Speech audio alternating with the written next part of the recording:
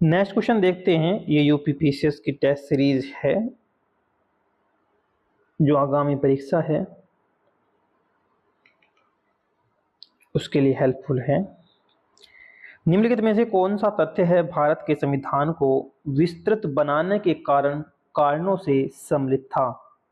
क्या भारत का विस्तार और विविधता, या फिर संविधान सभा में कानून विशेषज्ञों का प्रभुत्व, या फिर भारत का द्वितीय विश्व युद्ध में सम्मिलित होना, या संविधान में विस्तृत रूप से प्रशासन प्रावधान सम्मिलित होना? तो इसमें दिया गया है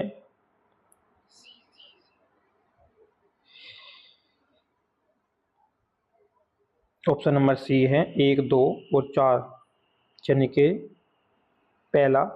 जो निम्नलिखित में से कौन सा तथ्य भारत के संविधान को विस्तृत बनाने के कारणों से संबंधित है? तो ये है भारत का विस्तार और विविधता। दूसरा है संविधान सभा में कानून विशेषज्ञों का प्रभुत्व। और चौथा दिया गया है संविधान में विस्तृत रूप से प्रशासनिक प्रावधान का सम्मिलित होना। अब इसे विस्तार से पढ़ते हैं। तो भारत के संविधान का विस्तार बनाने का जो कारण है वो है भौगोलिक कारण। भारत का विस्तार और विविधता जो होती है, और फिर है ऐतिहासिक कारण। इसके उदाहरण के रूप में भारत शासन अधिनियम 1935 का प्रभाव देखा जा सकता है। यह अधिनियम बहुत ही विस्तृत था। संविधान का लगभग 75% हिस्सा जो है इसी से प्रभावित है। संविधान सभा में कानून विशेषज्ञों का प्रभुत्व किया गया, और संविधान में न सिर्फ शासन के मौलिक सिद्धांत बल्कि विस्तृत रूप से प्रशासनिक प्रावधान भी विद्यमान हैं। इसके अतिरिक्त अन्य जो आधुनिक लोकतंत्र में जिन मामलों में आम विधानों अथवा स्थापित राजनैतिक परिपाटी को छोड़ दिया गया, उन्हें भी भारत के संविधान दस्तावेज में शामिल किया गया। निम्नलिखित में से कौन सा भारत के संविधान के संघात्मक लक्षण हैं? निम्नलिखित में से कौन से भारत के संघात्मक लक्षण हैं? तो वे हैं,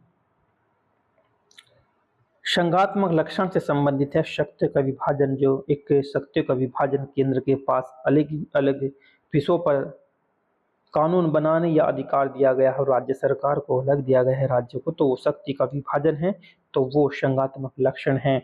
लिखित संविधान है, ये भी संघात्मक लक्षण है। और क्या है? तीसरा है संविधान की सर्वोच्चता। संविधान की जो सर्वोच्चता दी गई है ये भी संविधान के संघात्मक लक्षण हैं। और जो एकल न्यायपालिका है, ये एकात्मक की ओर झुकाव है। हमारा संविधान संघीय के साथ साथ संघात्मक के साथ साथ एकात्मक की ओर झुकाव है। किसके द्वारा कहा गया है? ये कहा था डॉक्टर भीमराव अंबेडकर के द्वारा कहा गया था। एक एकल नागरिकता है, और जो है ये शक्ति का एक केंद्रीकरण है। कैसे? किस परिस्थितियों में? आपातकालीन स्थितियों में जो है केंद्र के पास एक अधिक शक्ति मिल जाती है। इस प्रकार से हम इसे एकात्मक वाला भी कहते हैं। इसके लक्षण देखते हैं। भारतीय संविधान जो है एक संघात्मक है। इसके क्या लक्षण है? इसमें 2 सरकारें हैं। 2 सरकारों से मतलब है कि हमारी केंद्र सरकार है और राज्य सरकार है। शक्ति का विभाजन है, कुछ अधिकार राज्य को दिए गए हैं और कुछ अधिकार केंद्र के पास है, इसलिए शक्ति का विभाजन किया गया है। हमारा संविधान लिखित है, ये संघात्मक है। संविधान की भी सर्वोच्चता है, कि संसद की सर्वोच्चता हमारे संविधान में नहीं है। संविधान की कठोरता है, ये भी संघात्मक का लक्षण है। स्वतंत्र न्यायपालिका है। न्यायपालिका जो स्वतंत्र है वो आर्टिकल 50 में स्वतंत्र है। कार्यपालिका और न्यायपालिका को अलग किया गया है आर्टिकल 50 जो है। इसमें द्विसदनीयता आदि जो है सभी लक्षण संघात्मक शासन के हैं। नेक्स्ट देखते हैं, निम्नलिखित में से कौन सा भारत के संविधान में एकात्मक लक्षण है? अब एकात्मक, हमने बताया कि जो हमारा संविधान है, हमारा संविधान एकात्मक भी है और संघात्मक, दोनों ही प्रवृत्ति हमारे संविधान में झलकती है। तो इसमें देखते हैं क्या क्या प्रावधान है। एकल नागरिकता एकात्मक का लक्षण है। संविधान का लचीलापन है। संविधान का जो है लचीलापन है, बिल्कुल सही। संविधान का लचीलापन का मतलब है जो संविधान में संशोधन होते हैं, बहुत से संशोधन साधारण बहुमत से ही संशोधन किया जाता है। इसी प्रकार से इसे लचीलापन कहा गया है। और कुछ संविधान संशोधन जो है एक विशेष प्रक्रिया से गुजरते हैं, जब जाकर ये संशोधन होते हैं तो उसे बोलते हैं कठोरता। तो हमारे संविधान में जो है एकात्मक लक्षण से मतलब है कि संविधान का लचीलापन है और अखिल भारतीय सेवाएं हैं। और केंद्र के द्वारा राज्यपाल की जो नियुक्ति है, यानी कि राज्यपाल की जो नियुक्ति है केंद्र के ही द्वारा हो रही है, तो हम कह देंगे इसमें एकात्मक लक्षण है। अब भारतीय संविधान के एकात्मक लक्षण की बात करें तो एकात्मक लक्षण है सशस्त्र केंद्र है, यानी कि सशस्त्र केंद्र है, शक्ति जो है केंद्र के पास अधिक है, एक संविधान है, एकल नागरिकता है, संविधान का लचीलापन है, एकीकृत न्यायपालिका है, केंद्र के द्वारा राज्यपाल की नियुक्ति है, अखिल भारतीय सेवाएं हैं और आपातकालीन प्रावधान इत्यादि जो है ये सभी एकात्मक लक्षण हैं। निम्नलिखित में से कौन सा बीवी समिति से संबंधित है, जो बीवी समिति से जो संबंधित है कौन सा है, तो इसमें दिया गया है जेपी कृपलानी, वल्लभ भाई पटेल या पटाभी सीतारामैया। तो इसमें दिया गया है सी इसका आंसर है, यानी कि 2 और 3। 2 और 3 से मतलब है कौन सा जेवी कृपलानी समिति से संबंधित है, वे हैं वल्लभ भाई पटेल और सीतारामैया। जेवीपीपी समिति दिसंबर 1948 में गठित की गई थी। जवाहरलाल नेहरू, वल्लभ भाई पटेल और पट्टाभी सीतारामैया जो थे इसके सदस्य थे। इस समिति ने कहा कि भाषाओं के राज्य को पुनर्गठन के आधार पर बनाना अव्यावहारिक है। इस समिति के द्वारा क्या कहा गया था, तो इस समिति के द्वारा कहा गया था कि भारत को कहा गया कि भाषा के राज्यों को पुनर्गठन के आधार पर बनाना अव्यावहारिक है। नेक्स्ट है निम्नलिखित में से कौन सा प्रारूप समिति के सदस्य थे। प्रारूप समिति में जो है 7 सदस्य थे। संविधान सभा में जो संविधान निर्माण के लिए एक कमेटी बनाई गई, समिति बनाई गई, उसमें प्रारूप समिति एक अहम भूमिका निभाई। इसमें 7 सदस्य जो है इसमें सम्मिलित किए गए थे और 7 सदस्यों में डॉक्टर भीमराव अंबेडकर इसके अध्यक्ष थे, जिस वजह से संविधान का शिल्पकार या निर्माता इन्हें कहा गया, अंबेडकर को। तो इसमें देखते हैं जो सदस्य थे ये सभी एन गोपाल स्वामी अयंगर इसके सदस्य थे, अल्लादी कृष्ण स्वामी भी इसके सदस्य थे और सैयद मोहम्मद सादुल्लाह भी इसके सदस्य थे। इस 7 के 7 सदस्य आप देख सकते हैं। डॉक्टर भीमराव तो इसके अध्यक्ष थे, एन गोपाल स्वामी अयंगर भी इसके अध्यक्ष थे, अल्लादी कृष्ण स्वामी भी थे, अल्लादी कृष्ण स्वामी अयंगर भी जो है इसके सदस्य थे, कन्हैया लाल मणिकलाल मुंशी भी इसके सदस्य थे और सैयद सादुल्लाह भी इसके सदस्य थे और एन माधवराव या बी एन मित्र के स्थान पर थे और जीडी खेतान भी इसके सदस्य थे। 1948 में इसकी मृत्यु के बाद डीपी खेतान 1948 ईस्वी में इनकी मृत्यु के बाद टीटी कृष्णमाचारी को सदस्य बनाया गया। संविधान सभा में अम्बेडकर का निर्वाचन पश्चिम बंगाल से हुआ था। ये याद रखना है फैक्ट, अगर ये आने लगा कि जो है अम्बेडकर का जो इसमें अम्बेडकर का निर्वाचन हुआ था पश्चिम बंगाल से हुआ था। प्रारूप समिति के निर्माण में प्रारूप का विचार विमर्श करने के बाद 21 फरवरी 1948 को संविधान सभा के समक्ष अपनी रिपोर्ट प्रस्तुत की थी।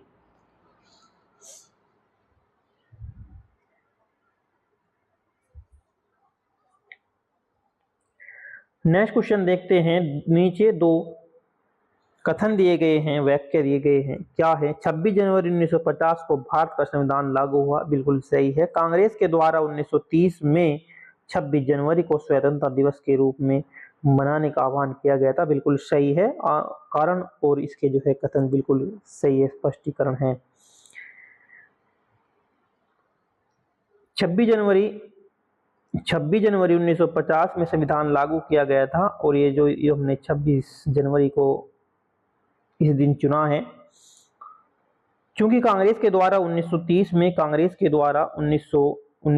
में जनवरी को स्वतंत्रता दिवस मनाया गया था, इस कारण इसे संविधान लागू करने की तिथि घोषित की गई थी। इस दिन संविधान सभा का अस्तित्व समाप्त हो गया था और इसे रूपांतरण 1952 में नई संसद के गठन तक अस्थायी संसद के रूप में होने लगा। नेक्स्ट है, निम्नलिखित में से किस समिति की अध्यक्षता डॉक्टर राजेंद्र प्रसाद के द्वारा की गई थी? ये प्रक्रिया विषयक नियमों समिति संबंधी समिति की जो अध्यक्षता की गई थी वो किसके द्वारा की गई थी? यानी कि पहला दिया गया है इसमें कथन, प्रक्रिया विषयक नियमों संबंधी समिति और वित्त एवं स्टाफ समिति में की गई थी। संविधान सभा की महत्वपूर्ण समिति और उसके जो अध्यक्ष थे समिति का नाम, और ये अध्यक्ष जो है अब देखते हैं इनकी प्रक्रिया विषयक नियमों की संबंधी जो समितियां है वो राजेंद्र प्रसाद की थी, और संचालन समिति राजेंद्र प्रसाद से। वित्त एवं स्टाफ समिति ये भी राजेंद्र प्रसाद इसके अध्यक्ष थे, वित्त एवं स्टाफ समिति। और प्रत्यय पत्र संबंधी जो समितियां थी अल्लादी कृष्ण स्वामी। नेक्स्ट देखते हैं, भारत की संविधान सभा की जो प्रमुख समितियां एवं उनके अध्यक्षों के संदर्भ में जो सूची दी गई है उनके बारे में देखते हैं, कथन कौन सा इसमें सही है।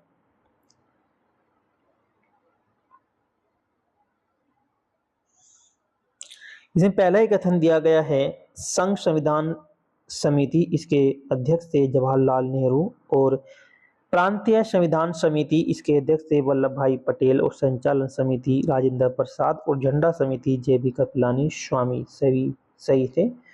तो व्याख्या में देखते हैं, संघ संविधान समिति जवाहरलाल नेहरू इसके अध्यक्ष थे, और प्रांतीय संविधान समिति वल्लभ भाई पटेल थे। संचालन समिति डॉक्टर राजेंद्र प्रसाद, और झंडा समिति जो थी वो थी जे.बी. कृपलानी इसके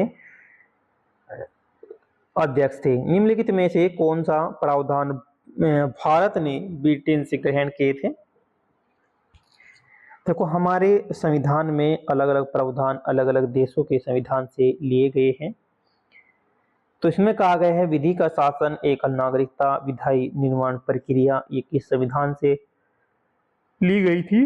ये ब्रिटेन के संविधान से ग्रहण किए गए थे तीनों ही। विधि का शासन ब्रिटेन के संविधान से, जो एकल नागरिकता है, हमारे देश की दोहरी नागरिकता नहीं है अमेरिका की तरह केंद्र की नागरिकता अलग और केंद्र राज्य की नागरिकता अलग है। तो भारत में एक ही नागरिकता है। और विधि निर्माण प्रक्रिया जो ली गई थी ये भी ब्रिटेन के संविधान से ही लिया गया था।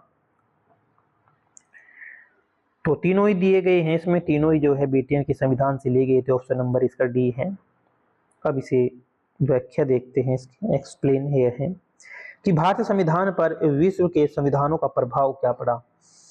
विधि का शासन, संसदीय शासन, एकल नागरिकता और विधि प्रक्रिया जो निर्माण में हुई, विधि निर्माण प्रक्रिया सभी की सभी ब्रिटेन से ली गई थी। मौलिक कर्तव्य प्रस्तावना में न्यायिक आदर्श भूतपूर्व सोवियत संघ से लिया गया है। भूतपूर्व सोवियत संघ से मतलब है पहले जो है आज रूस है वो पहले यूएसएसआर हुआ करता था। तो उस वक्त जो मौलिक कर्तव्य लिए गए हैं, मौलिक कर्तव्य ये कहाँ रखे गए हैं? मौलिक कर्तव्य आर्टिकल 51A में रखा गया है मौलिक कर्तव्यों को। ये मौलिक कर्तव्य स्टार्टिंग में यानी कि जब ये बने मौलिक कर्तव्य तो तब इनकी संख्या 10 थी, लेकिन अब इनकी संख्या 11 है। 11वां कहां से आया? 11वां एक संविधान संशोधन हुआ था, 86वां संविधान संशोधन, 86वां संविधान संशोधन किया गया था। 86वां संविधान संशोधन जो कब हुआ था? 2002 में किया गया था। उसके द्वारा एक मूल कर्तव्य इसमें और जोड़ दिया गया था। अब देखते हैं राज्य के नीति निर्देशक तत्व और राष्ट्रपति निर्वाचन, उच्च सदन में सदस्यों का नामकरण, ये आयरलैंड से लिए गए हैं। और समवर्ती सूची, व्यापार एवं वाणिज्य संबंधी प्रावधान, समवर्ती सूची और व्यापार एवं वाणिज्य संबंधी प्रावधान ये ऑस्ट्रेलिया के संविधान से लिए गए थे। आपातकालीन उपबंध जर्मनी वाइमर संविधान 1935 का भारत सरकार अधिनियम से ये लिया गया था और संविधान संशोधन का जो प्रावधान है जो हमारे आर्टिकल 360, 368 में वर्णित है संविधान संशोधन का प्रावधान, ये उच्च सदन के सदस्यों का निर्वाचन ये दक्षिण अफ्रीका से हमने लिया था। नेक्स्ट देखते हैं, संविधान के कामकाज की समीक्षा के लिए जो राष्ट्रीय आयोग की स्थापना की गई थी, तो ये कब की गई थी? वर्ष 2020 में की गई थी। संविधान के कामकाज की समीक्षा के लिए राष्ट्रीय आयोग की स्थापना कब की गई? 2000 में की गई। अटल बिहारी वाजपेयी के द्वारा 20 फरवरी 2000 को बनाया गया और संविधान समीक्षा आयोग भारत का सबसे प्रतिष्ठित आयोग है। सुप्रीम कोर्ट के मुख्य न्यायाधीश जस्टिस वेंकटचलैया केस के अध्यक्ष तथा जस्टिस सरकारिया, जस्टिस जीवन रेड्डी और जस्टिस त्रेया के इनके सदस्य थे।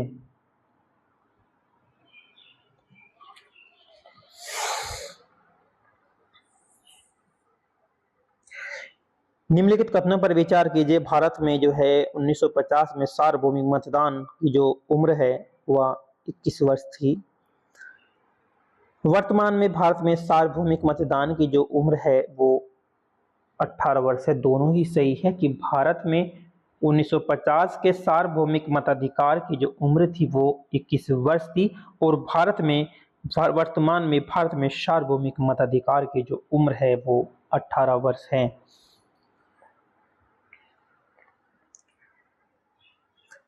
भारत में 18 वर्ष से अधिक उम्र के प्रत्येक नागरिक को जाति, धर्म, वंश, लिंग, साक्षरता आदि के आधार पर भेदभाव किए बिना मतदान देने का अधिकार प्राप्त है।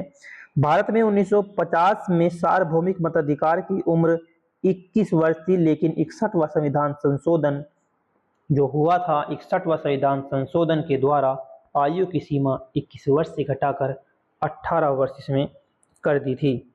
तो ये दूसरा टेस्ट है, एक मिनी टेस्ट है, छोटे छोटे टेस्ट हैं, रिवीजन के तौर पर है, परीक्षा निजी पड़ाव पर है, इसलिए थोड़ा थोड़ा रिवीजन करते रहें ताकि परीक्षा में एक हेजिटेशन दूर कर सकें।